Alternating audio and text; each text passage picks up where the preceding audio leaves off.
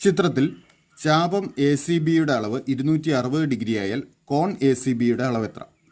ചിത്രത്തിൽ ചാപം A C ബിയുടെ അളവ് 260 ഡിഗ്രി എന്ന് പറഞ്ഞിട്ടുണ്ട്. അതായത് ചാപം എ സി ബി വൃത്തത്തിൻ്റെ കേന്ദ്രത്തിലുണ്ടാക്കുന്ന ഈ കോണിൻ്റെ അളവാണ് 260 ഡിഗ്രി.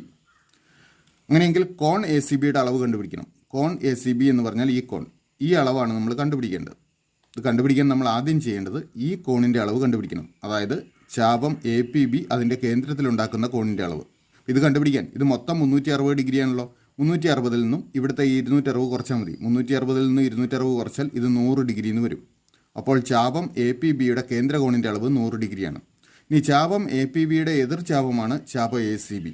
അപ്പോൾ എ പി ബി എന്ന ചാപം വൃത്തത്തിൻ്റെ കേന്ദ്രത്തിലുണ്ടാക്കുന്ന കോണിൻ്റെ പകുതിയായിരിക്കും അതിൻ്റെ എതിർ ചാപത്തിലുണ്ടാക്കുന്ന കോൺ.